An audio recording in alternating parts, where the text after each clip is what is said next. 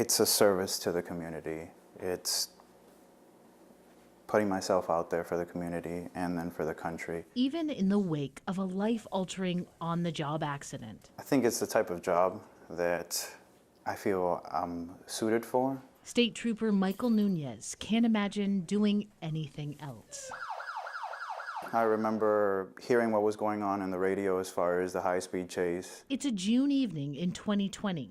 Getting in position to set up the spikes. Nunez is determined to stop a driver involved in a high-speed chase. It was going pretty fast. In what seems like a flash, the car speeding at 120 miles per hour hits Nunez. Oh, we have trooper down, Augusta. Trooper down. Trooper down. For, a fraction of a second, I thought to myself, it's like, oh no, this is really bad, and kind of feeling this kind of overwhelming kind of sense of fear. His years of training kick in, and he forces himself to remain calm. But I never really got to thinking too much about, oh, am I gonna die? I just knew I had to keep kind of fighting, mentally fighting.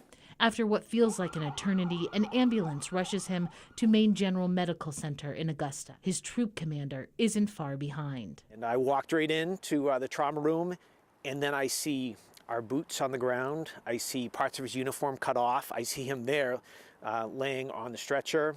His bulletproof vest was cut in half.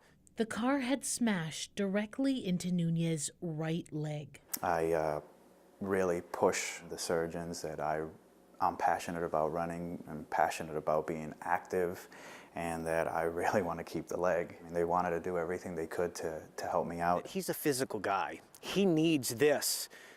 He needs us to come out in the most positive way. And for me, not having a lot of experience with amputees, he can't lose that leg. That's not an option. 3 surgeries and more than 12 hours later, we made the decision to amputate my leg. A decision that could forever change his path, because there are no Maine State Troopers with one leg, no amputees doing his job. I think I've always known that I'm resilient, but it's definitely, I've put it in the forefront of my mind. It's very helpful to be that way when you're faced with this kind of adversity.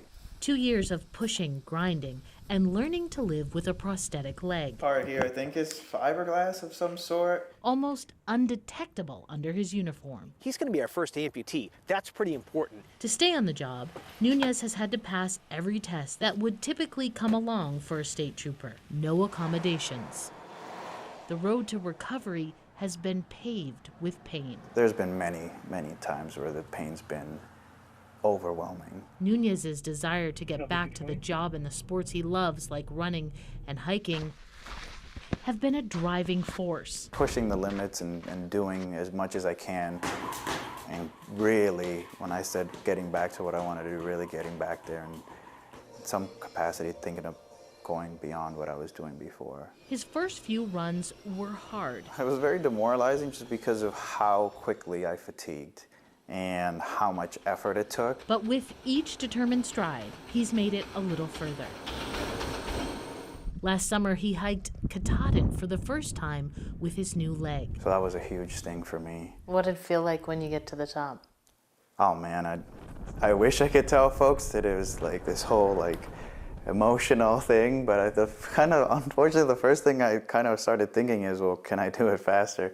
What started as a good way to record his progress has now turned into a way to inspire other amputees. I probably never used to take photos of myself in places, and I think that's kind of something that started happening a lot. It's just kind of like a joy that, oh, here I am. His recovery has been buoyed by his family, especially his mom, his brothers in blue, and the community. The community started to know.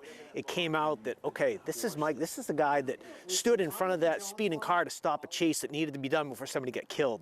I'm unbelievably grateful for everybody that's looked after me, and all the people that continue to look after me as I continue on this journey. The best views come after the hardest climbs, and Officer Michael Nunez is only looking forward. Do you ever think about the man that hit you? Not too much. A big thing for me is the more time I dwell on that, the more time I'm not thinking about my own life and how to move forward.